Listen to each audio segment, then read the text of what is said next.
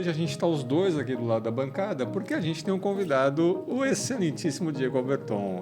Se a gente pega um trabalho de um consultor, dentro desse trabalho tu tem múltiplos papéis.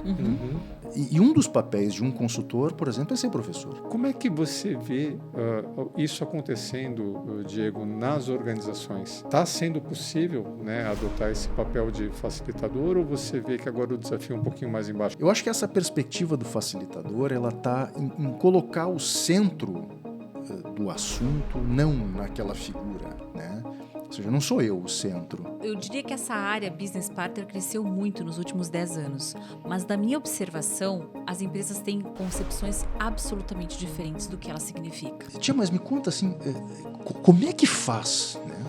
Porque eu não vi os teus cachorros irem no calcanhar, latir, morder.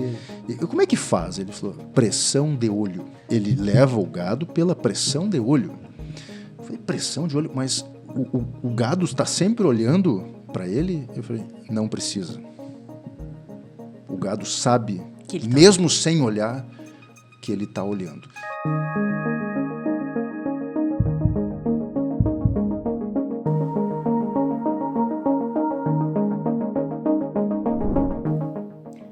Olá, você está no Arena EE. Eu sou a Alessandra Gonzaga. Eu sou Marcelo do Carmo e hoje a gente está os dois aqui do lado da bancada porque a gente tem um convidado, o excelentíssimo Diego Alberton. Olha lá, olha o seu amigo Diego ali. Nosso, companheiro de estrada, e finalmente conseguimos pegar o Diego, gente, hein? Vamos lá. Essa agenda, como é que fala? Complicada do Diego, né? Esse homem trabalha, nossa senhora. O Diego a gente marca um ano antes, tá, gente? Faz mais ou menos desde janeiro de 24, por ali, que eu tô tentando, né, mano? Então, vamos lá, deixa eu dar o serviço aqui, né? O Diego, ele é mestre em administração pela URGS, MBA pela Fundação Getúlio Vargas, administrador de empresas pela Unicinos.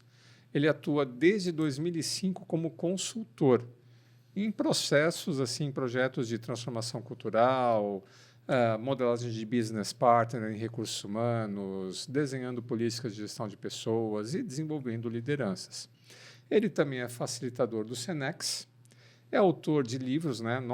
Relações de Trabalho, Conceitos e Reflexões e Sua Relevância em Gestão de Pessoas é o primeiro, Rotinas Trabalhistas Aplicadas é o segundo, e coautor dos livros O Profissional de RH por uma Visão Integrada e o mais recente, agora de 2024, Business Partner de RH. Tá aqui, ó, gente, deixa eu mostrar o livro aqui, ó, pro pessoal.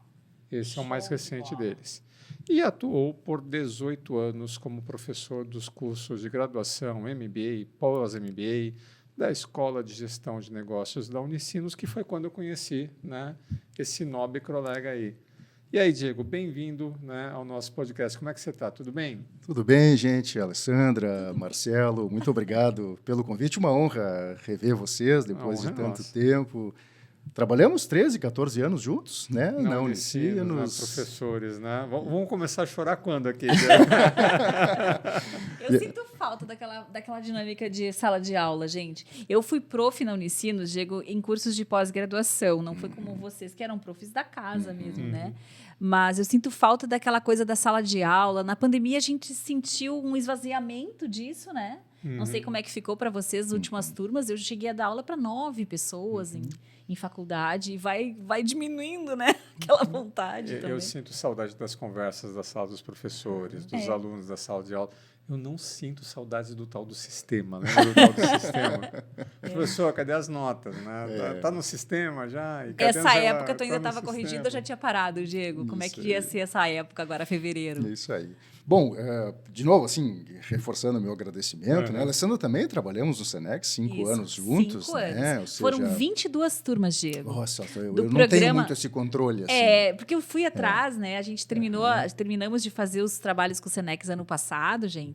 E eu fiz ali 22 turmas do Programa de Desenvolvimento Comportamental, que é um clássico do Senex de muitos anos. Desde 90 e poucos, né, Diego, que tem o programa. Eu acho que até talvez talvez um pouco antes, mas enfim, eu também não tenho detalhes precisos. Clássico para as assim. lideranças aqui do estado, e o Diego era um módulo anterior ao meu. Então eu recebi as turmas do Diego, ele trabalhando liderança autêntica, Influenciadora. Influenciadora, ó, eu me lembrei depois. Liderança influenciadora, e eu pegava o módulo de times e de integração de times. E era fantástica essa parceria aí. Então, vamos continuar na vida fora, né, Diego? Então, estou super à disposição para a gente conversar, né? Ou seja da minha atividade, né, de consultoria, que é o que eu tenho como atividade principal, sigo lá no Senex com o mesmo módulo, né, trabalhando, e eventualmente uma outra parceria. Acabei saindo, sim, da universidade, foram 18 anos muito felizes, enfim, que eu tive lá, a vinculação toda com a Unicinos, pela vinculação também pessoal, porque me formei lá. E logo depois fui O contratado. que tu te formou, Diego?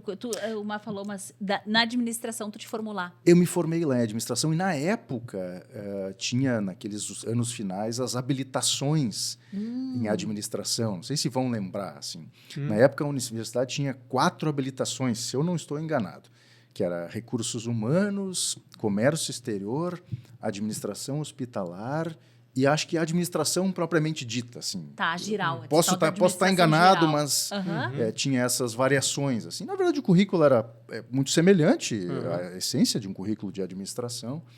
E aí tu tinha a opção de fazer algumas cadeiras como se fossem, acho que não exatamente optativas, mas a partir da habilitação que tu escolhesse, tu tinha uma especialização, o que era uma sacada muito boa. Muito legal. Na época, eu acho que provavelmente o MEC permitia esse tipo de quase uma adaptabilidade de graduação, que depois acabou virando uma certa tendência até, né?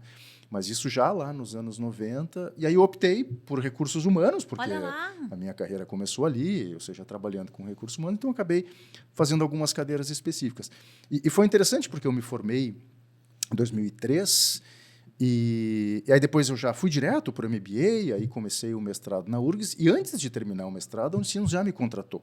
Em 2006. Né? E de 2006 até 2024, que eu fiquei, foram 18 anos de pegar de tudo, né? Assim, no contexto do ensino superior, de surfar uma onda maravilhosa, especialmente ali de 2009, ali até 2014, 15, até antes, ali foram anos maravilhosos, assim, né? Com 50 alunos na sala, desde cenários mais desafiadores, obviamente, para a gestão do ensino superior, ainda mais numa universidade grande como era a Unicinos, né?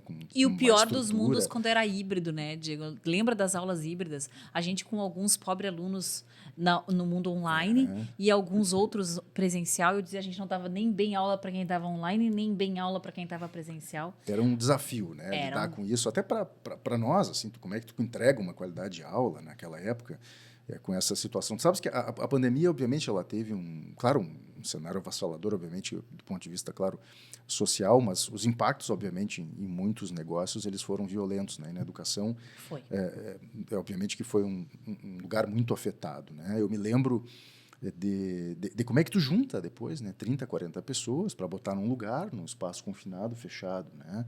Aliado ao fato de que durante 1 ano e meio ficou aulas online, a vida relativamente seguiu neste ponto, né? Passado algumas semanas, acho que até no caso da universidade foi bem rápido. Foi rápido, assim, a adaptação, a energia e outras energias de sistema, envolvimento e tal, preparação dos professores, enfim, um pouco deixando rolar organicamente, assim, se virem no bom sentido que vamos dar um jeito, né? E também fazer depois essa transposição de retorno, também isso era um certo dilema, assim, né?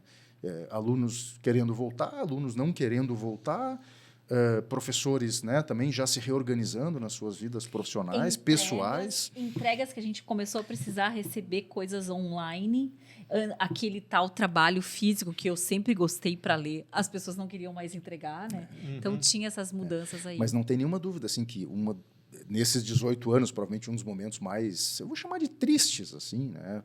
Para mim, foi retornar da pandemia e encontrar uma universidade vazia. Ah, é verdade. Assim, aquilo para mim era triste. Esse era o sentimento que eu tinha, assim.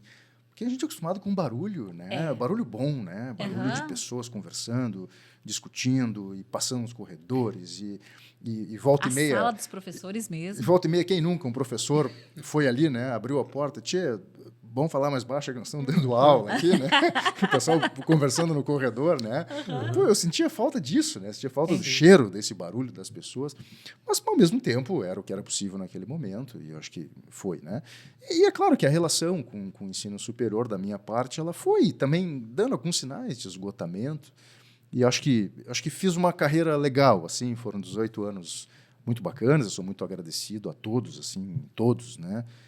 Principalmente os alunos, obviamente, que são a razão de ser de um professor, ou seja, tudo ali é pelo aluno, né? A gente está ali pelo aluno, tu faz tudo, obviamente, pelo aluno, e às vezes me pergunto o que tu mais sente falta, né? A gente sente falta do aluno, assim, literalmente. E da troca, assim, daquele momento da troca, né? É. Mas o que é interessante até aqui, gente, eu não sabia, mas nós 3 somos administradores. Olha Olha só, só. Nós eu 3 também não sabia. Eu tenho um CRA, o Marcelo tem um CRA e tu tem um CRA, com certeza, Sim, né? E aí sim. que não pague. Venceu dia 31 Agora- inclusive. Então, nós temos uma mesa com 3 administradores, porque eu ganhei o meu CRA com o doutorado em administração, Diego. Pelo Porque o meu doutorado foi com ênfase em gestão de pessoas. Entendi. Então, assim, que interessante, também não sabia que a tua ênfase era a mesma minha. Aham. E o Mar tá aqui Eu sou lá de 94, eu fiz administração depois da engenharia. Foi uma boiada, Diego, porque era assim, era um curso de administradores para engenheiros. Olha lá, Certo. imagina, Então, na ó o turma beabá. só tinha engenheiro, né? E aí você fazia o curso em 2 anos e meio, porque eles pegavam assim um monte de equivalências, né, de cadeiras que a gente tinha tido na engenharia para compor. Só que a gente tinha uma carga horária assim estendida. A gente tinha aula todos os dias e sábado. Eram 6 dias de aula cheios, né? Puxado. Durante 2 anos e meio para a gente conseguir o CRA. Mas eu tenho lá bacharel em administração pelo Mackenzie, lá de São Paulo. Na época eu Morava em São Paulo. em São Paulo ainda. E a gente não tinha essa especialização, como tu falou na Unicinos. Não sei se na época não havia isso. Aham. Mas a ênfase era em estratégia, era em business, né? Era em negócio, né? Que era a linha lá do Mackenzie. E era uma coisa assim complicada, né? Porque tanto você como nós, né? A gente conciliava a carreira de consultoria, né? E a carreira de professor. Nossa, a gente achava que casava super bem, né? Não apenas a questão dos horários, né? Mas você na universidade tendo experiência prática, nossa, isso era valorizado pelos alunos. Você, nas empresas, né, sendo professor universitário, isso que eu ficava assim, nem sempre era valorizado. Às Tinha vezes gente que não. falava assim, mas o cara É né, muito acadêmico. muito acadêmico. Né? Ou então o cara tira as ideias da cabeça dele e não tem fundamento. Né? Então, do lado da organização universitária, a gente via essa valorização. O pessoal até pedia para a gente, né, colocar ali no Lattes, né, a experiência profissional, porque isso contaria pontos lá, né, para a pontuação da universidade. Mas do lado da empresa tinha assim, um ame ou deixo. Né? Tinha gente que valorizava, né, e tinha gente que torcia o nariz. Não sei como é que era a tua experiência com isso. Tu sabes que eu não tenho esse sentimento, assim, pelo menos a minha experiência em relação a isso, ela não é que seja diferente, mas eu nunca senti nenhum tipo de alguma observação, assim. Eu concordo que para os alunos sempre foi muito importante estar no mercado e, de novo, nada contra quem É só acadêmico. só acadêmico, acadêmico, entre aspas, né? Que daí a gente vai trabalhar com A pessoa pesquisa. que se dedica como pesquisador. E talvez vá, obviamente, ter até mais inserção em sala de aula. Eu tive sempre inserções pontuais. Eu tive semestres onde eu trabalhei com mais disciplinas, né? Mas a vida de consultor, ela, pelo menos da natureza dos trabalhos que eu faço e dos clientes que não estão muito aqui na região metropolitana de Porto Alegre, acabam exigindo com que viaje, né? Então, eu sempre olhei a universidade, do ponto de vista logístico mesmo, quanto mais eu, digamos assim, incrementava a minha atuação na universidade, não tem mágica, eu vou ter menos disponibilidade para consultoria. Quanto mais eu diminuía a universidade, mais tempo para consultoria. E essa conta ela sempre foi muito exata para mim. É incrível como, não por uma coincidência, mas quanto mais eu apertava, eventualmente, semestres que me interessavam ficar mais, quando nasceu meu filho, né? Os primeiros anos da infância dele, onde eu optei por ficar mais em casa, minha esposa também ficou doente, a gente teve que fazer um trabalho, enfim, em relação a isso. Então, eram medidas também de carreira compensatórias que qualquer pessoa toma, né? Eu também tomava. Em relação ao mercado, se aconteceu, eu não percebi, assim, mas eu sempre vi, por parte dos clientes em que eu atendo, assim, uma certa relação boa com a universidade. Inclusive, alguns clientes até têm muito vínculo, aí não só comigo, mas inclusive com universidades, com parcerias. Acho que isso até melhorou nos últimos anos, né, Marcelo? Talvez porque as universidades tenham... São cobradas por isso também, talvez né? tenham feito algum movimento para começar a se aproximar um pouco mais, né? Claro, assim, tu como eu, não temos cargos de gestão, não tivemos, né? Cargos diretivos, a ponto de falar em nome de uma universidade. Então, nosso papel ali, o nosso lugar de fala é um lugar de quem está circulando nesse mundo, né? Mas também vi que acho que as universidades se abriram um pouco. Então, não chego a ter nenhuma ressalva. Eu sempre vi como uma sobre complementariedade, isso, assim. sabe? Eu acho que todos nós aqui fizemos essa dobradinha, no mínimo uma dobradinha, geralmente 3 ou 4 papéis. No meu caso, eu não sou tanto consultora, mas eu atuo muito como coach executiva. Então, eu atendo aquele indivíduo na empresa. E, ao mesmo tempo, eu cuido do grupo. E, ao mesmo tempo, eu sou prof nas universidades. E eu gosto desses diferentes papéis. A impressão que eu tenho, isso me fez lembrar o falecido Amorim, que Deus o tenha, né? Mas o Amorim, parceiro nosso, dizia muito isso. A diferença de você achar um profissional, e acho que nós 3 nos encaixamos nisso, que tem a teoria, sim, que sabe de onde está tirando aquele argumento. Tem um fundamento. Que tem a sala de aula, a cátedra, a coisa da prática do ensino, e também a experiência prática do mercado, do business. Eu acho que essa triangulação é que faz ser interessante esse trabalho. Tu não acha, Diego? Acho que, especialmente do ponto de vista de um trabalho de consultor, né? Se tu vai pegar dentro dessa discussão dos papéis, né? Brincaste com os múltiplos papéis. Se a gente pega um trabalho de um consultor, dentro desse trabalho tu tem múltiplos papéis. Ou seja, e um dos papéis de um consultor, por exemplo, é ser professor. Exato. Por que não? Né? Não tem nenhuma dúvida que vários clientes, né, que eu já atendi nesses quase 20 anos que eu estou trabalhando, vai fechar 20 anos agora, inclusive, tem uma certa expectativa de aprender sobre alguma coisa, Claro. ou contratam com a ideia de que, puxa, alguém que é dotado ali de um conhecimento, enfim, que já teve uma vivência sobre aquilo, também vem trazer para dentro da organização uma bagagem, uma expertise. Aliás, é para isso também que se contrata consultor, né? Ou seja, Explora um pouco essa trajetória, Diego. Como é que você começou há 20 anos atrás? Que tipo de intervenção você fazia? Como é que eram as relações? E como é que foi a tua evolução, né, como consultor até chegar nas demandas ou desafios que você tem nos dias de hoje? a vida de consultor foi relativamente por acaso. Por acaso. Se tu me perguntasse assim, bom, vamos há 25 anos atrás, vamos conversar. Com os incas e maias. Não é. Assim, Na virada do milênio, o bug do milênio. E aí, o que tu estava planejando para a tua carreira e tal, né? A única coisa que, de fato, se concretizou, que eu vou dizer que eu planejei, que eu sempre quis ter, né, era ser professor. Olha eu lá. sempre quis ser professor. Isso era uma questão que eu acho que também um pouco de influência familiar. Tua mãe também era professora? Não, minha mãe não era, Minha mãe era professora. mas muita gente na minha família Tá.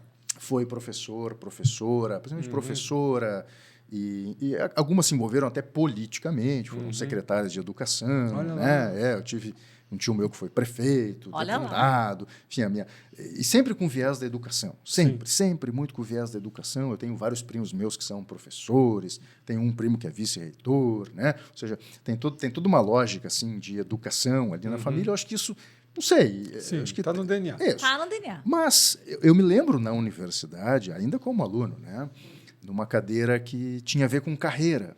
Eu me lembro isso até hoje. Olha. De um dos trabalhos era montar um plano de carreira. Olha lá. Tá Né? de novo nós triangulando as coisas aqui nesse grupo. E isso eu estou falando 98, né? Enfim, sei lá, por aí, Nossa, um que pouco mais, um pouco em menos. 98 pensar num plano de carreira. Que legal. Mas era um trabalho da época, do professor da época, né? E eu me lembro que daí o professor disse, não, vocês podem obviamente ter múltiplas carreiras, mas para montar o plano, escolham uma. Porque daí tinha todo um desdobramento, né, de pensar em fazer quase uma matriz SWOT pessoal, à luz da meta, depois pensar em ações, enfim, quase uma lógica de estratégia para plano de carreira. Assim. Plano de carreira. E que idade tu tinha, Diego, nisso? Esse Isso, exercício, em te lembra? 98 eu tinha 22. Olha lá. Né? Eu me formei, não me formei tão cedinho, assim. Né? E aí eu me lembro que eu fiz de professor. Olha lá, que de legal. professor, né? E era interessante o que é o vínculo da gente com a instituição, né? Eu me via sendo professor na Unicinos. Claro. Nada contra as outras. Me via sendo professor da Unicinos. Só que a minha vida profissional, ela sempre foi dentro de RH. Enfim, comecei com questões mais burocráticas, operacionais e fui indo, né? E aí eu era gestor de recursos humanos numa empresa, quando conheci uma pessoa, né, que foi muito importante na minha vida profissional, junto com outra pessoa que acabou sendo também, obviamente, muito importante, porque convivemos mais tempo juntos. Então, essa pessoa foi o Eduardo Mância, ele já faleceu, esposo da Lídia Mância. E o Eduardo, naquele momento, a gente começou a se aproximar um pouco mais, enfim, pela relação ali. Né? Ele que acabou me levando também para aquela empresa. Isso a gente está falando mais ou menos 2003. Tá? E para mim era novo, eu assumi a posição de gestão numa fábrica, enfim, era uma coisa relativamente, né, para mim, nova. Né? Nunca tinha estado numa cadeira de gestão, mas era um guri, né, relativamente naquela época. E aí... Bom, o que acabou acontecendo? Né? Acabou tendo uma demanda de um trabalho, né? E aí ele me convidou para viajar com ele, para fazer um treinamento, em 2004. Sobre né? o que, te lembra, Diego? Sobre Business Partner de recursos humanos. Olha só. E, obviamente, que eu fui como mero acompanhante, né? Assim, nunca tinha dado um treinamento assim na minha vida, fico imaginando o que o cliente também ia pensar. Bom, depois as relações acabaram se aproximando mais. Aí, né, eu me lembro na época de ter recebido uma demanda de uma amiga minha que trabalhava numa multinacional. Diego, tem alguém aí para indicar? Queria fazer um treinamento. Isso ainda em 2004, eu acho também. E aí eu falei, não, tem uma pessoa ótima aqui para te indicar. Indiquei o Eduardo. E na época o Eduardo não pôde fazer o treinamento. Eu disse, sabe, tu vai lá fazer o treinamento? Eu falei, não, né? Não, imagina, né? Eu acho que ele vendo a minha insegurança por um lado, mas querendo me empoderar, não vai lá que tu vai dar conta, né? Ele convidou um outro professor, eu não sei se chegaste a conhecer, o falecido também professor Luiz Paulo Binhetti, da Unicinos, uma pessoa que também foi muito incrível. Assim. Que ele dava aula de ele era professor de inovação, nos últimos tempos dele, da universidade. Mas ele era um engenheiro, né, com acho que 2 doutorados, aquela coisa de experiência fora do Brasil, uma pessoa assim, assim altamente graduada, e eu, assim, miseramente ali com o meu MBA, dando aula do lado daquela pessoa altamente, né, e além da vida, a experiência dele, mas né, assim, e além da vida acadêmica, ele tinha sido diretor de empresas, assim, foi diretor de várias empresas, então uma pessoa que aliava tanto a vida acadêmica quanto uma vida executiva também, né? E aí fomos lá, demos o treinamento, foi uma experiência para mim incrível, assim, né? Eu me deliciando em aprender. E aí depois a gente acabou com o Eduardo se aproximando nisso, né? Ele, obviamente, com a sócia dele, né? Que era a Lídia, chegaram num acordo dos dois e me convidaram oficialmente em 2005 para entrar, então, né? Como um consultor parceiro da Mância Consultoria, onde eu fiquei até 2023, né? Ou seja, sendo parceiro. O Eduardo, infelizmente, né? Acabou falecendo em 2007, então acabamos convivendo muito pouco, assim, né? Embora o tempo que convivemos foram anos que jamais esquecerei, assim, né? Tenho aprendizados e memórias dele hoje, né? Quando eu estou às vezes num cliente, eu me lembro do Eduardo, assim como me lembro do Amorim. Amorim para nós foi guardadas as proporções, assim. E são pessoas que marcam o nosso caminho, né? Marcam, assim, né? E aí, então, durante esse tempo, né, ou seja, foi a principal consultoria em que eu trabalhei e desde 2023 optei, né, por sair dessa relação, por uma escolha minha profissional, algo que eu já tinha outras parcerias também, né, com outros consultores, a própria relação com o Senex, mas acabei dando uma redimensionada, enfim, na minha carreira e trabalhando sozinho nesse momento e com o Senex, né, ou seja, que são nesse momento, as minhas 2 atividades profissionais. Acabei saindo, então, também da universidade. Me desvinculei agora no mês de julho do ano passado, de 2024. Então foi um pouco por acaso, Marcelo. Tu me perguntar assim, puxa, e aí, né? É muito interessante porque eu era gestor de uma empresa. E aí, quando eu recebi o convite para trabalhar com consultoria, eu fiquei 2 dias sendo consultor e 3 dias na empresa. Eu reformulei meu vínculo. Olha, nós conhecemos um rum. O pessoal vai adorar esse nosso rum. Isso estou falando de 2005, tá? 2005, exatamente 2005. Eu não sei se é 2 lá, 3 na consultoria, ou 3 na empresa, 2, agora eu não me lembro, mas foi assim, 3, 2, né? E aí eu fiquei sendo gerente 2 dias por semana, ou 3 dias por semana, algo que era assim, não dava para dar conta, mas a gente foi se virando. Só que daí a empresa em que eu trabalhava, ela foi adquirida, uma parte dela, por outros empresários, né? Então, um dos donos vendeu a par dele, e aí outros sócios entraram no negócio. E reformularam um pouco da arquitetura, e o RH, que era com a pessoa que eu tinha negociado, né, esse vínculo, e estava funcionando relativamente bem e tal. Digamos assim, o meu diretor mudou, né? Eu passei a ser dirigido por outro, que não tinha feito parte dessa negociação, obviamente. Aí, com eles entrando, vieram outras plantas. E aí ele foi muito franco comigo, né? Berton, assim, 2 ou 3 dias, não me lembro, não dá. Ou tu tá 5 dias com a gente, ou tu tá fora, né? E é isso mesmo, né? Eu falei, cara, então obrigado, mas tô fora, né? Esse é o perfil que é interessante da gente poder mapear aqui. Deixa eu puxar para a arena um pouquinho. Claro. Porque aqui, Diego, a gente fala muito sobre diferentes motivações que fazem a gente tomar as decisões de vida, né? E eu, por coincidência, por isso que eu falei que a gente triangulou outras vezes também, meu trabalho em doutorado foi sobre carreira.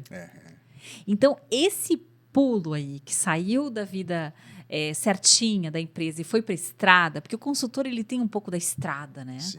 Tu estava justamente falando para a gente, eu estou quase sempre na estrada, né? A gente escuta podcast, a gente se tornou podcaster, porque nós também estamos sempre na estrada, né, Mar? Então, assim, o que te motiva mais nesse trabalho de consultor? Essa que é a pergunta que eu quero te fazer. Qual é a tua motivação? Tu sabes que daí nessa transição, né, ali eu não tinha, por exemplo, essa resposta, né? E aí quando eu acabei saindo lá da empresa, bom, daí eu fiquei com o tempo 100% livre, né? E na época, enfim, a Lídia e o Eduardo foram super parceiros, né, no sentido de vem com a gente, talvez não tenhamos trabalho para 5 dias, mas vamos construindo juntos. E também eu tinha outras parcerias, né, algumas que o Eduardo até tinha feito alguma intermediação, tudo na ideia de tentar com que eu tivesse tempo de trabalho, por consequência remuneração, e mantivesse essa vida de consultor. E tu sabes que eu me lembro de um papo com ele num café, ele me perguntando assim, e o que tu acha, em consultor ou gestor? Porque até então eu estava com a minha carreira toda direcionadinha àquela padrão para ser gestor, né?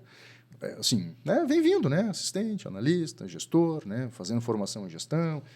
E com alguma pitada de sorte, aliada à competência, a tendência é que, né, as coisas dessem certo. E eu falei para ele assim, pois é, Eduardo, eu não sei, mas eu acho que é gestor. Isso já a gente com trabalhos de consultoria, né? E ele assim, mas eu te vejo muito mais com perfil de consultor. Ele me dizendo, né? Na época, isso para mim não tinha muito sentido. Estou falando de uma pessoa extremamente madura, né? Com alguém que estava não tão jovem, mas começando aquela carreira. Naquela carreira ali começando. E eu sempre tinha isso. Ele também me ajudou a desmistificar muito a ideia de que consultor não é final de carreira, né? Dá para ser consultor jovem. Né? É verdade, né? A gente tinha um pouco essa ideia, né, mano? Eu tinha assim, qualquer coisa, se eu ficar velho, eu viro consultor. Consultor, quase uma ideia de guru, assim, uma coisa assim, né? E a gente vai ver que não tem nada a ver com isso, né? Então, eu não tinha essa resposta, né? Claro, 20 anos depois, né? Ou seja, tendo já feito, né, quase 200 de projetos, enfim, seja uma relação realmente de muito aprendizado, assim, para mim é nítido assim que a possibilidade de contribuir com o desenvolvimento de empresas e de pessoas é sem dúvida, assim, o principal ponto que me motiva, assim, né? É claro que aquelas questões de lugar comum, acho que qualquer consultor mais ou menos responde, não, eu não tenho rotina, aprende muita coisa nova. A liberdade, a autonomia. Relativa à liberdade, né? Uhum. O Peter Block tem um livro muito importante em consultoria, que é o Desafio da Liberdade, né? É um desafio também ter liberdade, porque é uma liberdade relativa, né? É aquela história assim, puxa, mas dá para se posicionar com o cliente porque tu não tem vínculo, não sei o quê e tal. Eu falei, cara, é relativo isso, porque querendo ou não, sempre haverá um vínculo comercial. Sim. E aí, né? Ou seja, como é que tu lida também com isso? Mas também se eu não falar o que devo falar, o cliente também não se interessa pelo meu trabalho. Se eu não entregar o que precisa ser entregue... Como a gente define meta também, desculpa, te cortei, Diego, mas como a gente define meta, pessoal, também é bem estranho, assim. Eu me lembro de ter algumas crises em torno da carreira, não de consultora, eu me via muito mais como uma facilitadora, porque era diferente um pouquinho o trabalho, né, que eu faço nas empresas, mas eu me lembro de ter um pouquinho, há anos atrás, agora eu já estou mais confortável na cadeira de, nossa, eu já passei por 10 projetos e as pessoas seguem suas vidas e eu estou sempre começando de novo, né? Porque... Então, a sensação de ter dificuldade também de estabelecer o que é um objetivo profissional para ti, porque numa empresa tu vai desenhando a tua carreira, né? Então, o que é carreira para quem está fora? Então, enfim. Mas eu acho que tem uma questão assim não orgânica que faz parte do trabalho de um consultor, a gente que vende serviço, tem algumas coisas que obviamente são padrões, são parecidas, né? Muitas organizações têm um processo, né, ou seja, parecido para muitas coisas e tal, mas tem uma boa parte do trabalho que ela tem uma lógica orgânica e isso é encantador. É verdade, né? é verdade. Porque projetos iguais não são iguais em contextos diferentes, em culturas diferentes. Né? Então, isso obviamente também é desafiador e ao mesmo tempo pode ser um motivador. Da minha parte, essencialmente, assim, enxergar uma coisa num estágio A e nem sempre eu tenho a oportunidade de ver num estágio B, mas saber, ou seja, que ajudei a fazer essa transposição do A para o B, é para mim um grande elemento. Assim, né? E aí eu falo tanto de empresas, propriamente dito, quanto de pessoas. Porque, ou seja, nosso impacto às vezes é direto em questões voltadas a processos. Né? Então, por exemplo, obviamente, quando eu estou reformulando políticas de gestão de pessoas numa empresa, quando eu estou implementando uma modelagem de business partner. Né? Ou seja, isso tem um aspecto organizacional imenso. Não há dúvida, uma empresa que tinha uma forma de fazer, vai fazer de jeito diferente, tinha um modelo A, vai fazer um modelo B, mas dentro disso, ou às vezes diretamente, a gente está falando também de pessoas. Pessoas que entraram A e saíram B, né? Pessoas que vêm depois de tanto tempo e, puxa, eu me lembro de coisas que tu me ajudou e tal, puxa, isso é fantástico. Assim. Então, poder ajudar nessa educação, nesse desenvolvimento sem dúvida, assim, no trabalho de um consultor. Totalmente. Esse aí é o bichinho principal elemento. Esse aí é o bichinho da consultoria. Né? É você conseguir chegar num ambiente qualquer que seja, conseguir fazer esse diagnóstico e falar, eu consigo ajudar aqui. E ter a coragem e a vontade de ajudar.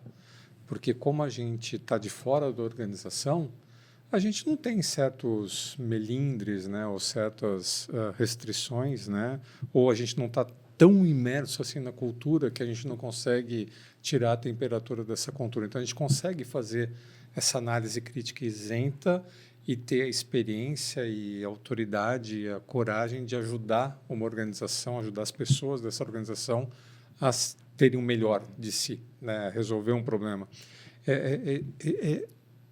Isso não é por acaso. Né? Quando você tomou a decisão, né, e falou, não, estou fora, né? Vou para lá. Porque todo mundo aqui vai ter uma história de acaso. Se você perguntar assim, como é que você começou a consultoria? Foi porque eu falava inglês. Né? Eu também. O inglês me ajudou muito. Eu trabalhava na Siemens na época. Eu e um outro colega também chamado Marcelo. A gente trabalhava na engenharia. E aí tinha 2 projetos. Fazer uma Giggle, uma rotina de teste de um produto eletrônico e preparar a empresa para uma certificação internacional. Na época, as certificações eram em inglês.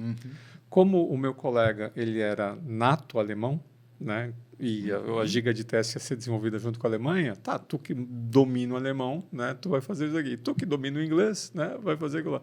Então, por causa do inglês, né, a coisa foi indo. E aí parece muito aquele discurso, né, do Steve Jobs, né, o Linking the Dots. Né? Quando você está aqui hoje, a coisa faz sentido. Mas chegou uma hora, a decisão tem que ser tomada. É No meu caso, né, eu tinha 2 férias acumuladas e 240 horas num banco de horas. Né? E aí teve um convite de um ex-gestor, também parceiro, mais ou menos igual a ti, né? Tá, ó, tô com um projeto aqui, tu não quer vir, né? Tá, tirei férias, só que fui trabalhar. Tem outro projeto, eu tinha 2 acumuladas, já ia vencer a terceira, tirei de novo. Não tinha como tirar mais umas férias, né? Pedi as contas, né? Saquei banco de horas, etc, etc. Quase infartou a mãe dele. Quase infartou a mãe da minha mãe. Até hoje A queria mãe que eu fosse dele. funcionário público, né? O outro, Uma escolha, né? O caminho, né? claro. Da estabilidade. Mas essa coisa de você ter a coragem de fazer. E até mesmo as parcerias, né? Tu ficou com a parceria, essa parceria longeva. Isso é o que pegava para mim, Diego, porque o pessoal até fala, né, que quando nasce um filho, né, a mãe costuma ser acometida da depressão pós-puerperal. Né? Nem toda mãe, né, mãe? Nem toda mãe. Algumas Mas aquela mães. sensação de nasceu o filho. Tá aí. O pessoal está comemorando o filho nascido e você está pegando o boné e indo, né, para outro lugar. Então, isso me dava, às vezes, assim, uma sensação de agora que eu estou aqui trabalhando, agora que a gente se inteirou, né, fez relações, está na hora de pegar o boné e ir para outra empresa, está na hora de pegar e começar tudo de novo, Isso, para mim, que atuava como consultor ali desde 94, pegava. Né? Então, às vezes, fazia eu repensar, né, a minha decisão de carreira. Mas aí, quando eu comecei a trabalhar com o Alessandro, né? E aí a gente é casado na física e na jurídica, né?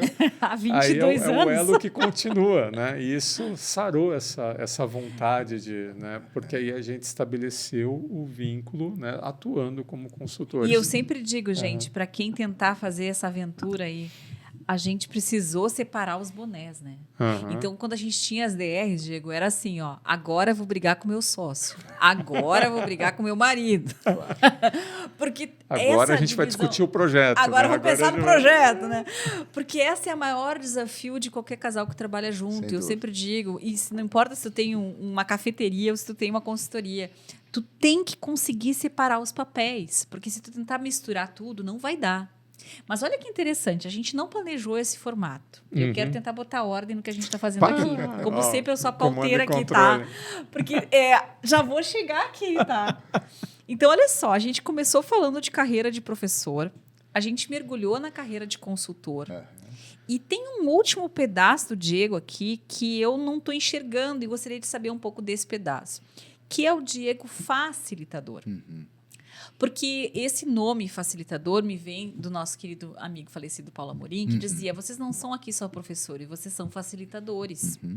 E esse é um papel diferente do de professor universitário e diferente do de consultor, porque tu acompanha uma turma, especialmente numa turma como no próprio PDEC, né, que a gente acompanha ali, tu faz só um módulo, mas tu tá comprometido com uma jornada. E tu tá trazendo as experiências, porque não tem como a gente se apartar do que a gente sabe, tu tá trazendo em sala de aula um contexto de trabalho organizacional, né? Então, conta um pouquinho dessa dimensão de facilitador, Diego. Como é que isso te motiva? O que tu colhe daí? Certo. Eu sempre acho que a essência, ela continua sendo professor, assim. Sim, né? E aí, talvez seja um pouco do meu luto, assim, de não querer também tirar esse chapéu, assim, né? Mas é claro que eu entendo porque do nome facilitador, e não só o nosso querido Amorim, né? Mas o Dante Sasso, que também é uma pessoa, enfim, brilhante. É verdade, né? o Dante também fala facilitador. É maravilhoso trabalhar com ele e corretamente, volta e meia, ele me pontua para mim, né? É isso. Acho que nos últimos anos não precisou mais, eu já me doutrinei. Trabalhar com desenvolvimento de pessoas acabou sendo uma atividade inerte ao da consultoria, né? Embora sejam atividades que elas têm uma essência de diferença, assim, né? Mas, ao longo desses 20 anos, essas duas atividades elas sempre foram muito mescladas. E, inclusive, alguns anos, muito mais trabalhando como educador, né, para treinamentos, seja a maioria em grupo, obviamente, mas eventualmente alguma mentoria individual, atrelado ao trabalho de consultoria, embora elas tenham uma natureza diferente. Né? E é claro que nesses 20 anos, dando aula na universidade por 18 e 20 anos na consultoria, tu consegue deixar muito claro para ti a diferença dos papéis, do que é ser um professor lá na universidade, ou seja, que tem uma lógica... Tem um rito, tem as provas para fazer as avaliações dos trabalhos, enfim. Por mais que deveria estar calcado num processo mais andragógico, ainda beberá em algum viés mais pedagógico, tem os rituais, né? O grupo que está ali, obviamente, é um grupo que talvez a única coisa que os vincule seja o próprio curso que estejam fazendo, e em alguns casos nem é, porque quantas vezes demos aulas para 6, 7 cursos diferentes juntos. Ainda mais a administração, que é um coração de mãe. Né? Enfim, às vezes de outras escolas. Né? Isso. Enfim, eu estava quase 10 anos, dei a cadeira de Business Partner, alunos da psicologia, obviamente, estavam lá estudando, né? Que não eram os mesmos alunos de RH, que não eram os mesmos alunos da administração, eventualmente vinha algum economista, algum sociólogo lá para fazer a cadeira, ou seja, e o vínculo às vezes é quase nenhum, né? O vínculo talvez interesse pelo assunto, embora alguns ali talvez querendo saber o que é o assunto e tal. Quando a gente vem para uma lógica mais organizacional, eu acho que essa perspectiva do facilitador ela está em colocar o centro do assunto não naquela figura, né? Ou seja, não sou eu o centro. Ou seja, tentava não ser assim também lá na universidade, embora às vezes com 50 na sala, algum protagonismo talvez de narrativa tu precisasse falar e talvez fosse até uma expectativa dos alunos também te ouvir. Né? Não só na consultoria, mas também no Senex, ou seja, que a gente vai beber numa lógica muito mais andragógica, né? Onde o centro do assunto não sou eu. Ou seja, nós temos um assunto, no meu caso, vamos pegar o Senex como exemplo, que eu acho que é um bom lugar, né, para a gente citar. Existe um programa chamado PDEC, esse programa tem 6 módulos, né, tu deste, né, por vários anos um módulo. Eu dou, desde que fui convidado, então, né, lá pelo Dante, entrei junto com a Amorim, casualmente, na época, no Senex. Eu também, Diego, isso que é interessante, acho que a gente começou na turma do Amorim. Eu 2 antes. Tu entrou na do Amorim, o PDEC 125 eu comecei na 123. Olha lá. Eu comecei 2 antes. Eu comecei, eu brinco, na turma do Dante. Tá. Porque ele fez, isso, na época, junto, professores novos, eram eu, o Thiago Petreca, o Petreca, né? Maravilhoso Petreca, que segue. E, então o Dante, obviamente, né, naquela reformulação de conteúdos, enfim, ele foi, né, também fazer. Foi testar. Sei lá, pela 5ª vez ele foi fazer, né? O que gera sempre uma atenção, né? Eu falei, nossa, por mais que ele tentou deixar à vontade absolutamente, né, um querido, assim, naturalmente então tu já teve 2 testes antes do Amorim, porque eu subi a serra com o Amorim me testando para o módulo que eu ia dar para ele. Então pensa. Né? Eu também, eu brinquei com o Amorim na hora que a gente estava se apresentando, Amorim, na verdade, é tu que tem que estar aqui e eu aí, né? A sensação que eu tenho é essa, né? Mas voltando ali à questão do facilitador, então, eu acho que diante dessa perspectiva mais andragógica, colocar o foco no assunto e tentar criar instrumentos, né, educacionais e estratégias de aprendizagem que faça com que o aluno consiga fazer essa jornada, né, de ver conceito, de exercitar, de rediscutir, processar, não necessariamente nessa mesma ordem, porque eu mesclo essa ordem o tempo inteiro. Existem assuntos que eu acho que é melhor explicar primeiro para depois exercitar. Existem assuntos que, se não tiver explicação conceitual, não tem como exercitar. E tem outros assuntos que eu boto para exercitar primeiro, deixa se quebrar um pouco, depois a gente discute para depois ver a teoria. Ou seja, vai fazendo essa jornada conforme... Ou seja, eu acho que essa talvez seja uma diferença de uma lógica professoral, embora eu não gosto muito dessa perspectiva assim, de resumir o professor como aquele cara que ele chega para dar aula e brinca. Enquanto eu não falar nada, vocês não me perguntam porque eu não comecei. E aí, enquanto eu estiver dando aula, vocês não me perguntam porque eu estou explicando. E depois que eu terminar a aula, não me pergunta nada porque eu já expliquei. Se tu não entendeu, o problema é teu. Né? Essa brincadeira, que volta e meio eu escuto, assim como sendo o papel de um professor, isso vai remeter a uma lógica talvez de outros tempos, né? Eu tive professores brilhantes, como vocês também tiveram. Também somos o que somos pelos professores que tivemos. E eu não tive nenhum professor assim. Né? Não, os brilhantes com certeza não estão nessa né? Forma de trabalho. Seja, então, eu acho que o facilitador ele talvez seja um elemento um pouco mais ampliado de uma discussão de um professor que tenta fazer exatamente essa ponte, ou seja, em tentar oportunizar, partindo do pressuposto que está ali um adulto, que tem as suas pré-noções, que tem inteligência, que é importante que ele te conteste no sentido de pensar, de criticar, ou seja, e não simplesmente um aprendizado, uma via unilateral. Eu acho que fazer essa via compartilhada, eu acho que isso é o que eu tento fazer, que eu acho que o Senex tenta fazer também, e na consultoria eu tento fazer o tempo inteiro. Tu sabe que isso também dá muita satisfação, esse papel de facilitador. Eu lembro, Diego, em 93, eu morava em São Paulo ainda, né? E a Fundação Getúlio Vargas, lá de São Paulo, começou a lançar treinamentos de educação continuada para formados, né? Os MBAs estavam começando e eram caríssimos. Não tinha nem como fazer. Mas a gente conseguia pegar cadeiras do MBA e fazer como se fosse um aluno livre, né? Eu me matriculei naquela cadeira. Tá. Então, lá em 93, eu fui lá na GV e falei, quero me matricular nesse curso aqui. Não me aceitaram. Por quê? Tu é um engenheiro recém-formado, que experiência que tu tem, né, para trazer para a sala de aula? Falei, tá, então. Não desisti, né? Aí fui ganhando cargos de gestão na Siemens, lá, numa época lá eu fui coordenador das auditorias internas, né, no Brasil. Agora eu tinha, né? Fui aprovado, então, né, num curso da GV sobre estratégia organizacional. E era legal, por exemplo, que o que a gente ouvia nas organizações, na época, eram os exemplos da Xerox, eram os exemplos da Kodak, que eram as empresas, né, que Nossa, ainda imagina as duas quebradas. eram da época. Olha Não, o exemplo do mar, gente. mas na época não, né? Sim, na época não. Tanto é que eu comecei esse curso Kodak pensa. e na GV eles tinham uns auditórios bem bacanas lá, né, que eram onde tinham essas aulas. Do meu lado sentavam 2 colegas da Kodak, né? E de fato a aula éramos nós, né, que conduzíamos a aula, e o professor era esse professor facilitador. Era muito fácil fazer isso, esse papel de professor facilitador. Só que aí virou negócio, né? O Mintzberg, né, tem até aquele livro, né, MBA não obrigado, né, porque virou business, né? Todo esse critério, né, de você ter essa proposta de andragogia do aluno, da aula centrada no aluno, começou a ir um pouquinho por água abaixo quando virou business. E era um desafio, por exemplo, que pesou na minha decisão, né, de eu interromper a minha carreira de docente universitário para ir para as organizações, porque as pessoas estavam não apenas chegando cada vez mais sem experiência.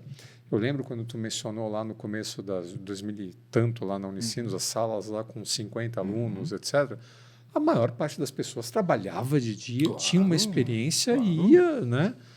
E mudou completamente esse perfil, né? Era muito difícil você fazer essa andragogia quando os alunos começaram a vir cada vez mais sem experiência direto do ensino médio. Como é que você vê isso acontecendo, Diego, nas organizações? Ainda está sendo possível, né, adotar esse papel de facilitador, ou você vê que agora o desafio é um pouquinho mais embaixo? A gente está tendo que adaptar um pouquinho e ser um pouco mais protagonista do que só um facilitador. O que você percebe dos desafios dessa carreira no mercado hoje em dia? Eu acho que tem 2 questões, né, Marcelo? Assim, sempre, obviamente, o nível de facilitação será condicionado a algum estágio de maturidade do grupo. Sim. Eu nunca poderei deixar esse elemento de fora. Claro. Quase numa perspectiva situacional, né? Então, quanto mais maduro o grupo, ou seja, uma tendência, isso não é exatamente uma regra, Vamos mas... lançar esse produto em facilitação situacional. Vai ser com o Diego. Já estou anunciando sem nem Desculpa, começar. Diego. Não, Diego.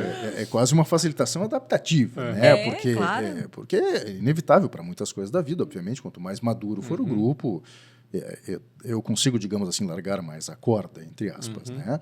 Mas, mesmo dentro dessa perspectiva, eu nunca poderei desprezar o fato de que eu sei que tem clientes que quer que eu também fale.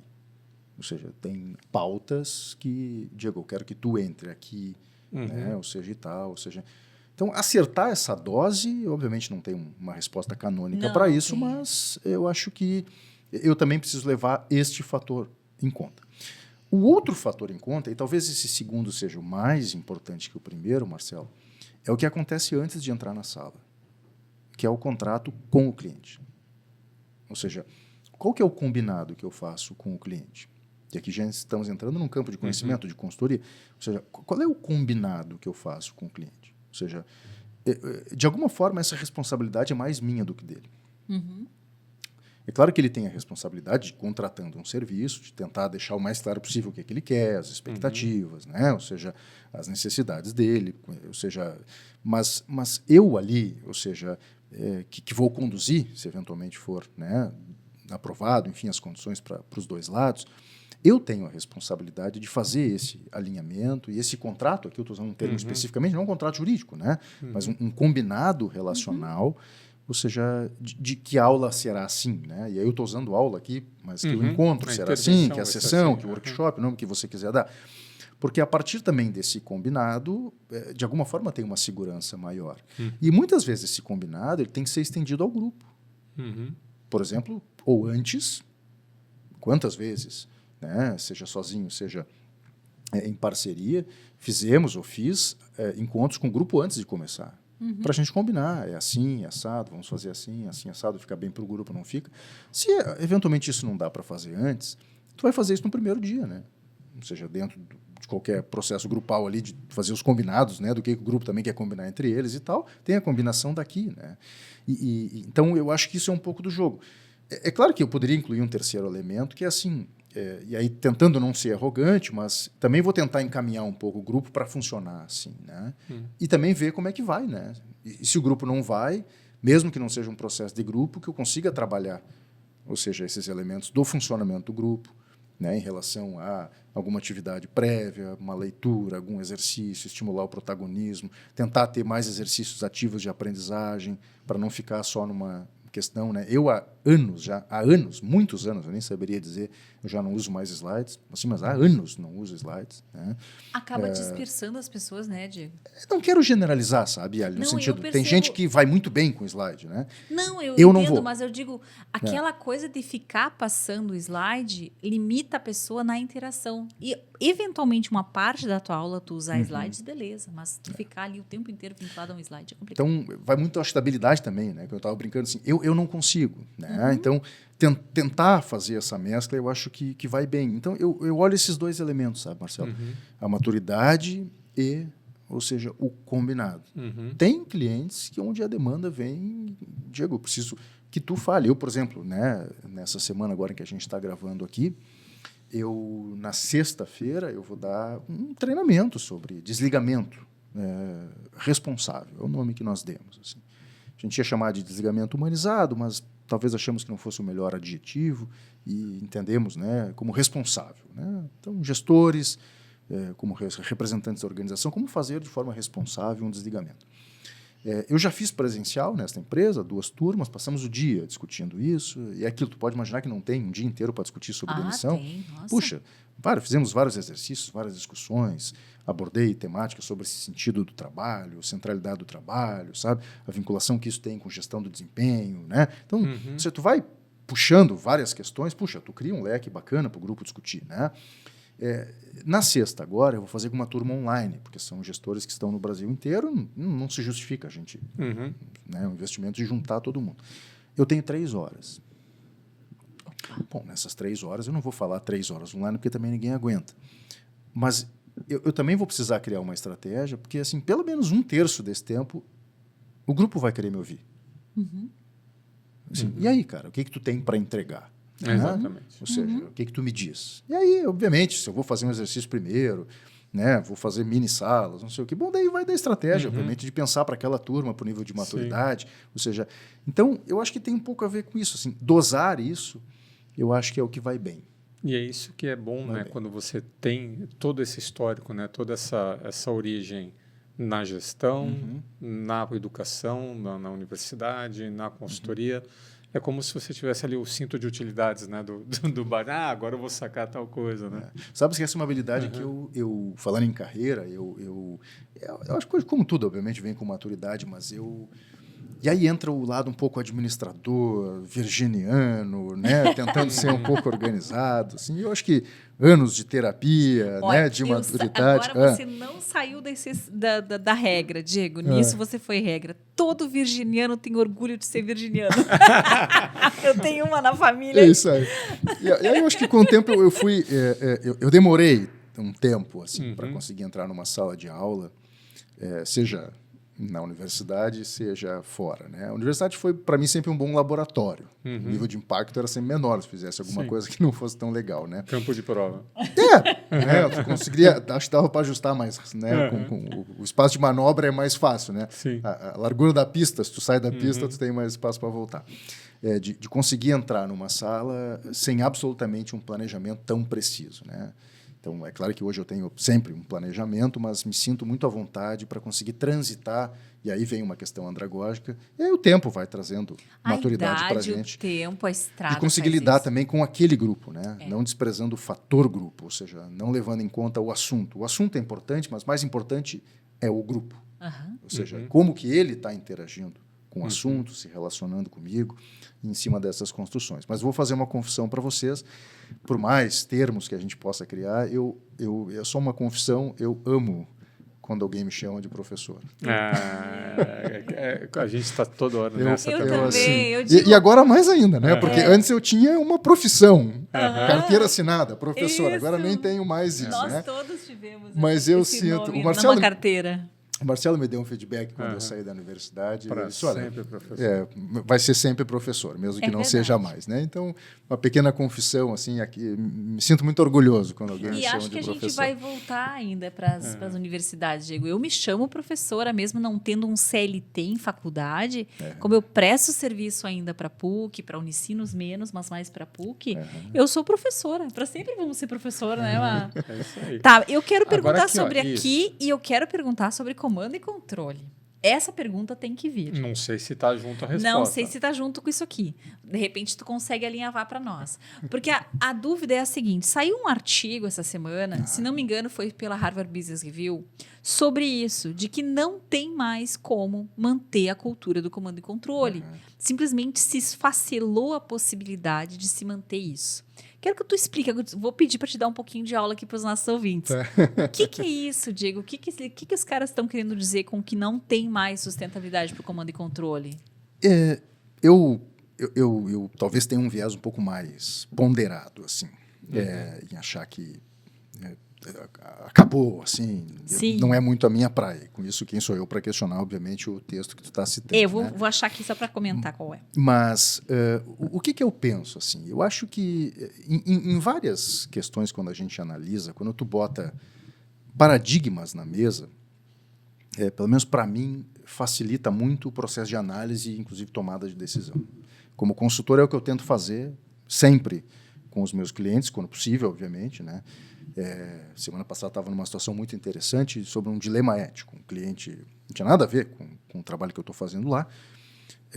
Não tinha nada a ver, assim, diretamente nessa reconstrução de políticas de um cliente na semana anterior.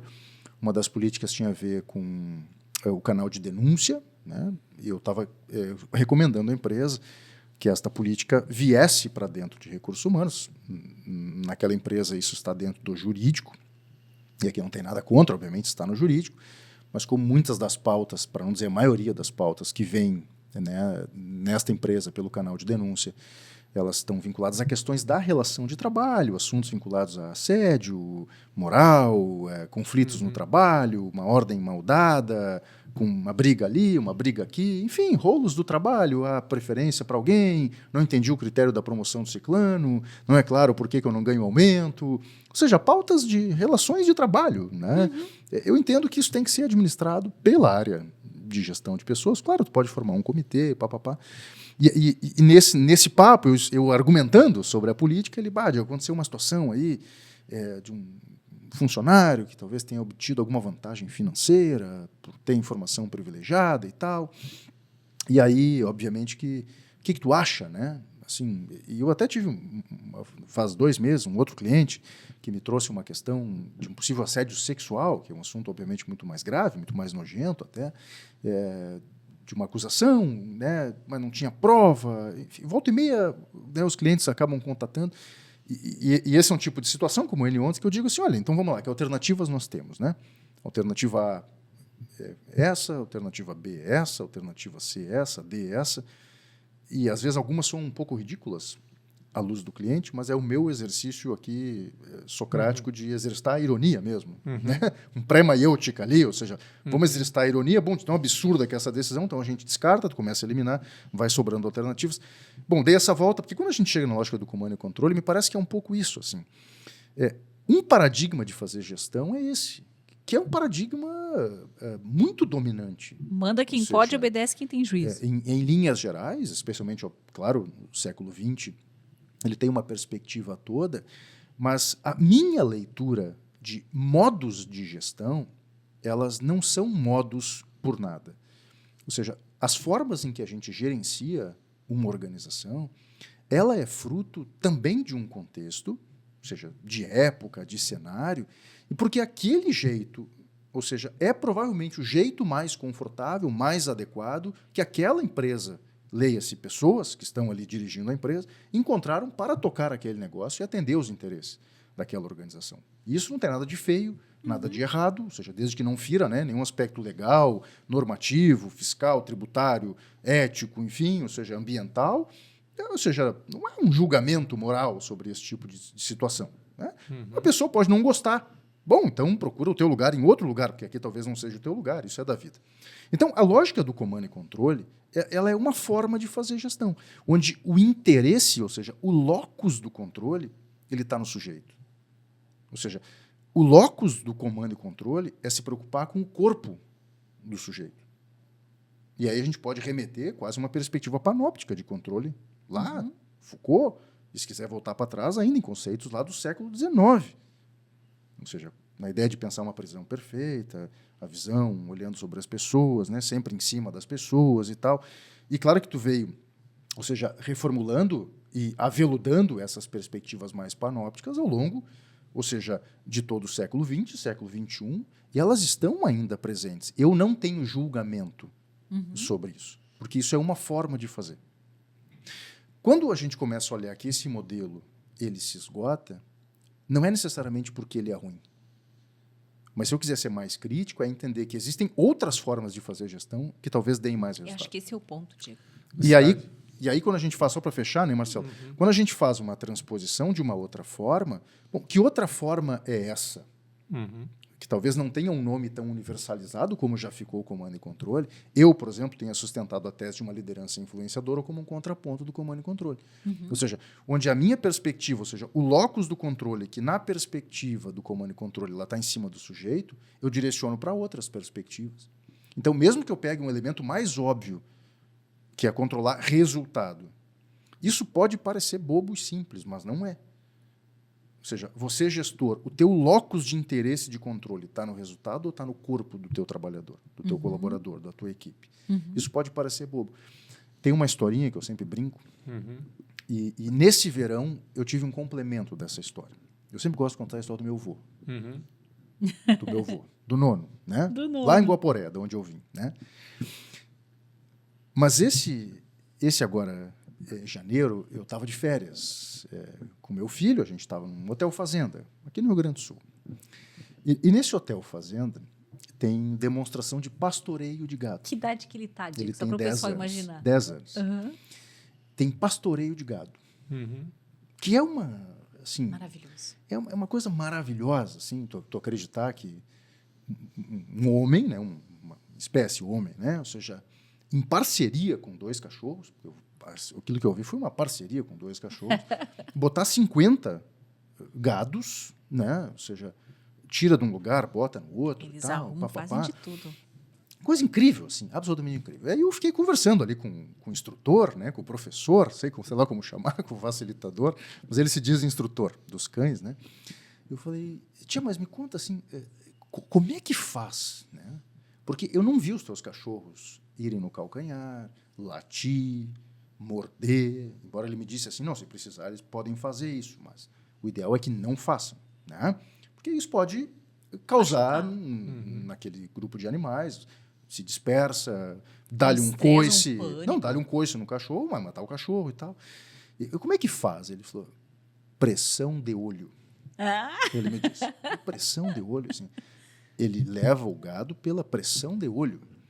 Eu falei, pressão de olho? Mas o gado está sempre olhando para ele? Eu falei, não precisa. O gado sabe, mesmo sem olhar, que ele está olhando.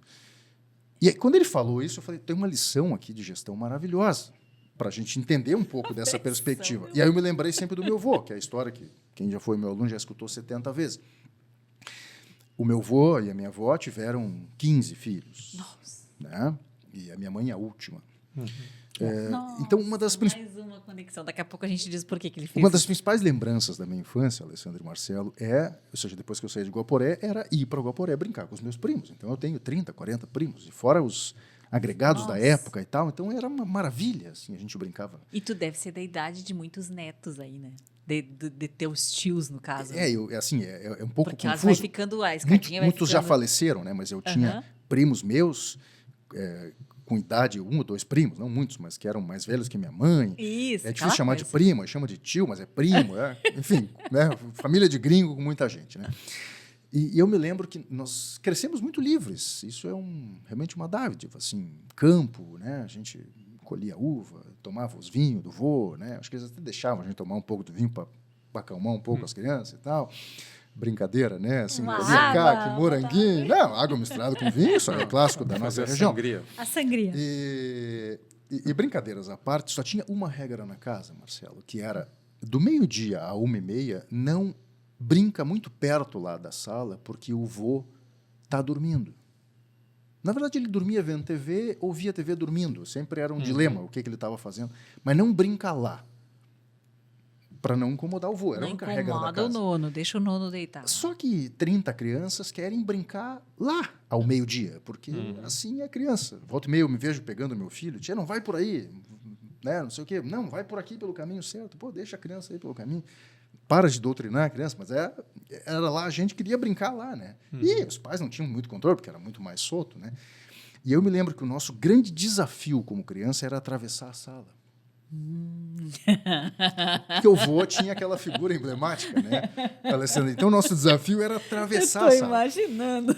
E os primeiros que atravessaram, porque o vô estava aqui à porta, né? Os primeiros que atravessavam a sala recebiam um olhar fulminante do vô. Nossa. Que botavam 30 crianças num silêncio, assim, católico, sabe? Um silêncio a pressão do olhar. de uma igreja, assim, né?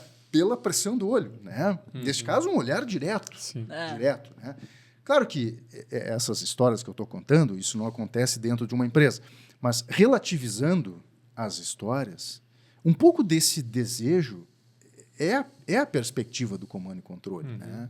E aí é claro que quando tu começa a olhar para esse tipo de modelo, começa a soar, como deve estar para muita gente que está nos vendo ou escutando agora, parece soar um pouco ridículo, porque isso parece não combinar mais com os tempos de hoje. Interessante. Não combina mais. Eu tenho 2 correções a fazer, já te dou a palavra, porque isso deve ter te dado 1000 reflexões. Sim. Uma correção, o artigo é da Great People, tá? Foi compartilhado no LinkedIn. Depois, se a gente quiser aqui, a gente disponibiliza o link, né? E como contraponto, o artigo fala em cultura de confiança e de autonomia. Último comentário, antes de passar a palavra, ainda é sobre os perdigueiros, para não ficar atrasado, Diego. Tu sabe como é que se seleciona um perdigueiro? Não faço nem ideia. Pensa numa ninhada de perdigueiro, tá? Cachorro ou ovelheiro? Desculpa, ovelheiro. Tô falando perdigueiro. O ovelheiro, né? Esse que vai cuidar das ovelhas. Tu tem uma ninhada ali de 6 filhotes. O que tu acha que os caras procuram para achar o cara que vai cuidar das ovelhas? É a pressão de olho? Não, calma, parecido. Primeira coisa, tem gente que diz, eu quero mais ativo. O mais ativo pode ser o mais sem foco. Aquele que está pulando por tudo que é canto. Eu quero aquele mais amoroso com pessoas. Não vai dar bola nenhuma para as ovelhas. Vai só pensar nas pessoas. A seleção do filhote de ovelheiro é aquele que, ao lado de uma ovelha, não tem medo. A ovelha encara ele encara de volta. E ele até vai, pequenininho que seja, Mas que tenha musculatura... ele se mantém. Não, emocional. E aí os dois... Sabe aquele desafio quando a gente era criança de ficar olhando quem pisca primeiro? Ele fica ali, entendeu? Fica ele ali. pode Quem estar... recua primeiro. Então, quando ele sustenta o olhar, o foco na ovelha, e a ovelha recua, esse é o cara. Esse é o tu cara. observa, porque quando tu pega essa modelagem, leva, né, guardadas as Lógico. retifilações todas para dentro da empresa, esse modelo está muito vivo. Sim. Tá Muito vivo. Tá? Eu me lembro, por exemplo, Marcelo, logo depois do rolo da pandemia, tá? Inicial ali e tal, eu me lembro de um cliente, comigo e com o Amorim, tá? Ele assim, vocês têm que me dar garantias, na discussão ainda do trabalho remoto, do home office e tal, vocês têm que me dar garantias. E aí eu perguntei para ele assim, garantias do quê? Né? Garantias que eles estão trabalhando.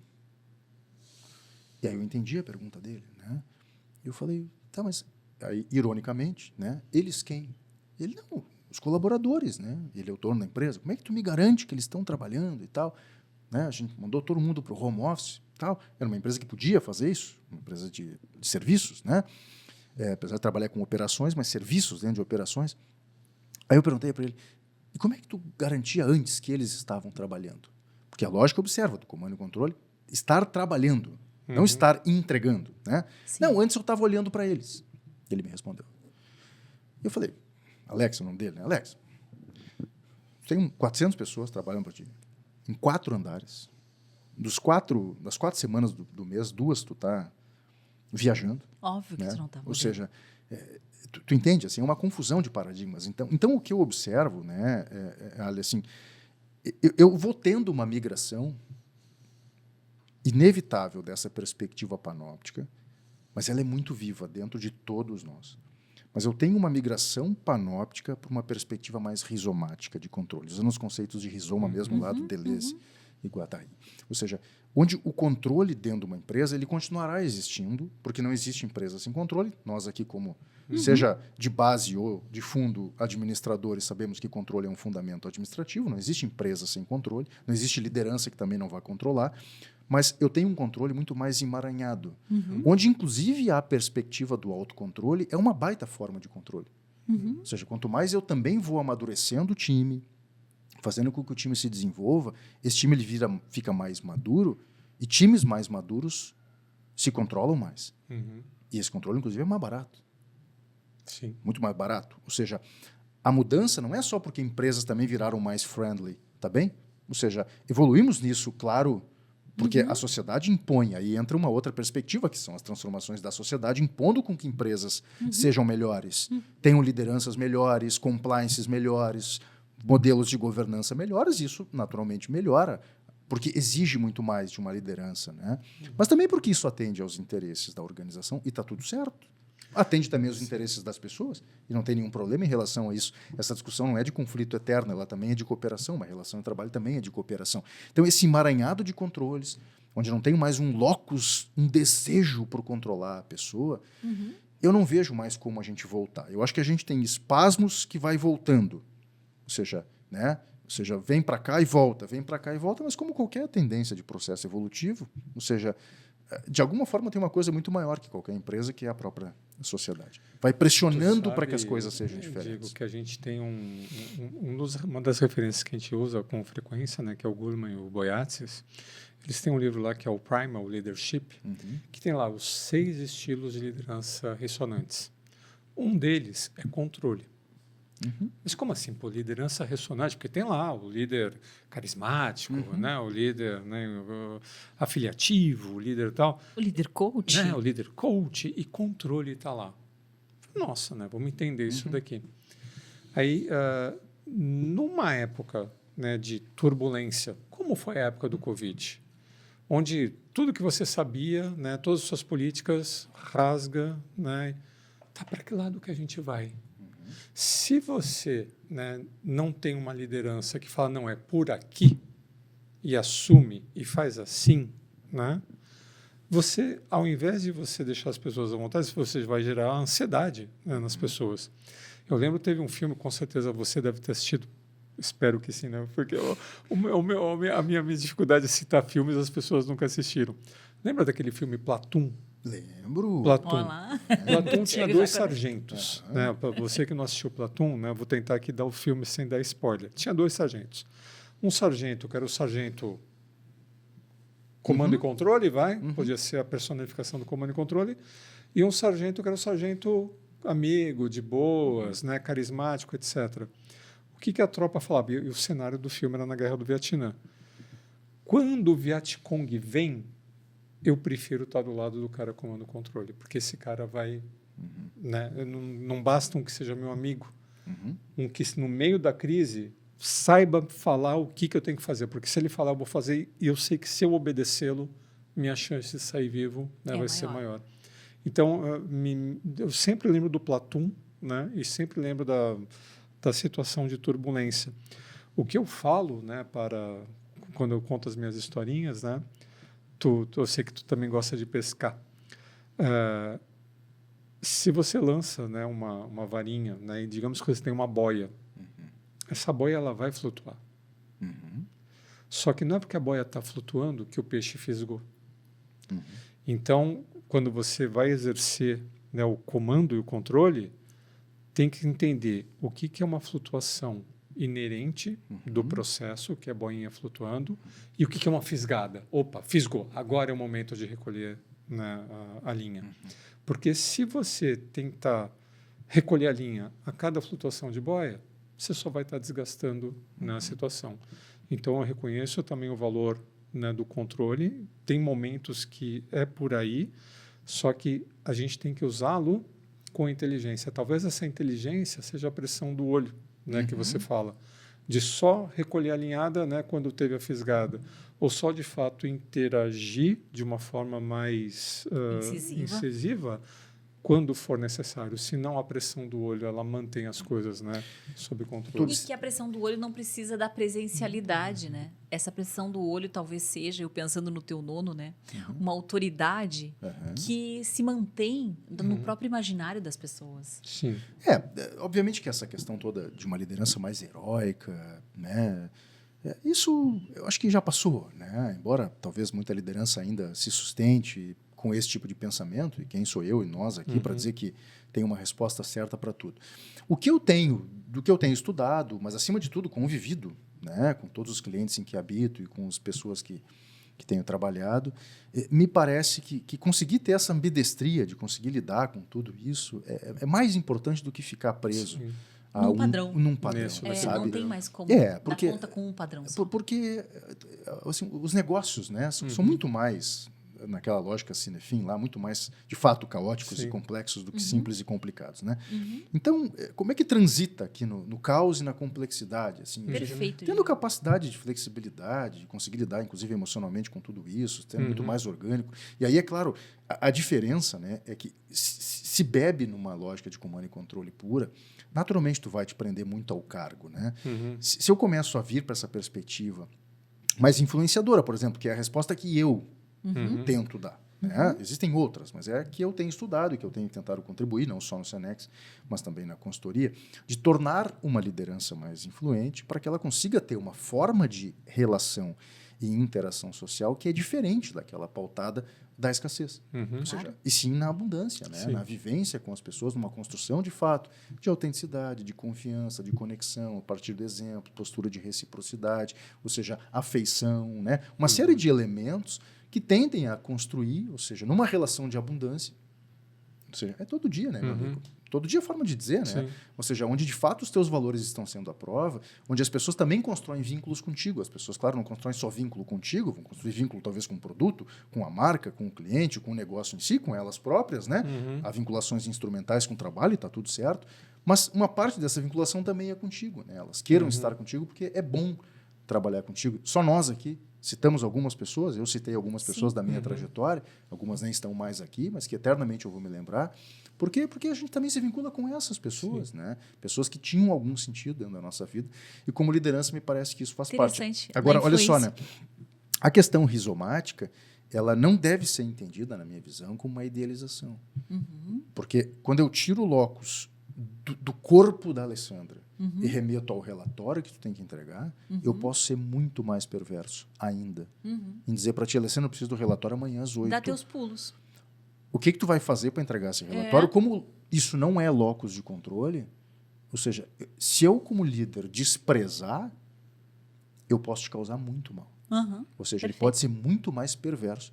Então, a ideia de achar que sair do comando e controle pode ser bacana porque fica mais friendly, pode, se mal usado, ser muito mais perverso. Claro. Porque nunca esqueceremos que influência também é uma forma de controle. Claro. Muito bem. bom, Diego. Vamos agora, Diego. Eu queria que você falasse para nós um pouquinho desse teu livro, né, do Business Partner, né, e também dessa atuação tua que tu tem, né, em consultoria de Business Partner. A gente já viu muitas pessoas. Eu diria que essa área Business Partner cresceu muito nos últimos 10 anos. Mas, da minha observação, as empresas têm concepções absolutamente diferentes do que ela significa. Então, tem desde gente que tem Business Partner, inclusive lá na produção, tem gente que tem Business Partner de apoio ao gestor, tem gente que tem Business Partner como uma função de estratégia do RH. Como é que tu... Sei que a pergunta é imensa para uma coisa de um livro, né, Diego? Mas como é que tu direciona nossos ouvintes aqui para a tua maneira de trazer o Business Partner? Bom, esse nosso livro aqui, ele é um filho da pandemia. Né? Incrível, assim. Vou mostrar aqui na câmera mais uma vez, ó, pessoal. Aqui, ó, aqui na câmera. Ó. A Lídia e eu trabalhamos, então, né, juntos por 18 anos, e nesses 18 anos tivemos um curso onde ensinávamos sobre a modelagem de Business Partner, e com a pandemia, é aquilo, não dava mais para dar o curso presencial, criamos um curso online, como muita gente fez, né? E nessa criação do curso online, bom, a gente precisava preparar alguns materiais que no presencial não se faziam, aparentemente tão necessários. E um dos materiais que na época a gente conversou foi, vamos construir alguns e-books, né? E eu fiquei responsável, então, por montar esses materiais. Montei lá, né, 5 e-books na época, assim, como material a ser entregue aos alunos que faziam a formação com a gente. Quando eu olhei para aqueles e-books, sei lá, tinha umas 50 páginas ali, eu falei, olha... Isso aqui dá um livro. Não, já tem um terço de um livro aqui. Que legal. E aí eu, né, ou seja, na pandemia ali, falando pandemia mesmo, 2020, né, me dediquei a... eu vou tentar ampliar isso aqui, colocar as histórias que tínhamos vivido juntos, enfim. Fiz uma primeira versão do livro, né? E aí depois o assunto ficou um pouco engavetado, porque outras prioridades vieram, né? Tanto para a Lídia quanto para mim. Depois a gente sentou e aí foi ajustando, né? Excluindo coisas, coloca atrás aqui, conta essa história aqui, vamos botar isso aqui. Enfim, fomos lapidando, né? Juntos, e aí depois fomos atrás de algumas editoras, uma se interessou, que foi a editora Sampo, maravilhosa, inclusive, e lançamos, então, esse livro como um filho, assim, né? O livro ele é focado para a modelagem de Business Partner, e essa é uma questão importante. Muita gente resume, nesse caso erroneamente, que Business Partner é apenas uma posição, um cargo, né?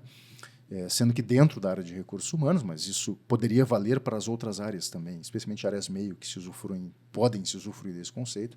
Ele é um modelo.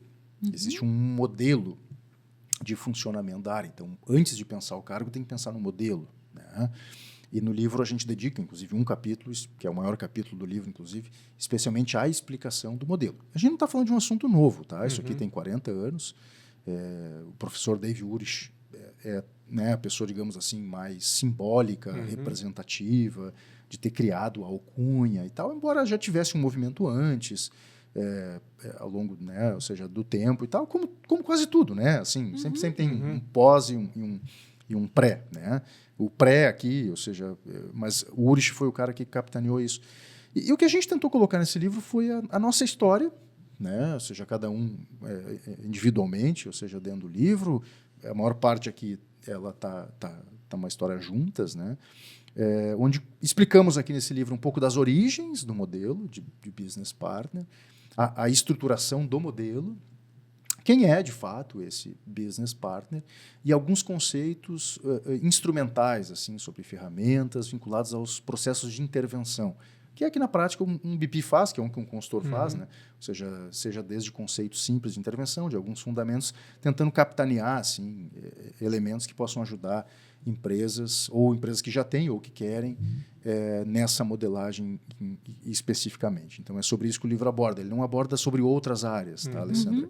É claro que isso... Nossa, mas eu acho muito legal. Eu fico pensando que muitos dos nossos clientes em recursos humanos se beneficiam de olhar esse todo e de ver de uma abordagem mais sistêmica, né? O BP ele é um cargo assim, importante dentro de recursos humanos, né? E naturalmente assim, a gente vai encontrar empresas que têm de fato um modelo de business partner, para chamar de seu, que nem eu brinco, né? Que de fato respeitam uma lógica, tem uma metodologia de front office, back office, ou seja, dentro do back office todo o funcionamento organizado para isso, para dar sustentação para o front office, onde está o BP organizado, né, pela divisão de áreas, onde o papel desse BP é de fato apoiar todo o desdobramento da estratégia na questão de gestão de pessoas, de fato, daquele gestor que ele atende, né, que é cliente dele. Não é um cargo de recursos humanos que fica o dia inteiro no RH, mas ele é um cargo que se reporta ao RH. Né? Então, o BP é um cargo de recursos humanos que atua dentro das áreas de negócio ou das áreas meio, conforme ele estiver distribuído. E o grande desafio dele é fazer isso, essa transposição do business, da estratégia, aquilo que o negócio puxa, para fazer com que esse gestor, obviamente, consiga dar conta disso. Muito vai do nível de maturidade. Algumas organizações conseguem trabalhar o BP já numa perspectiva bem estratégica, né?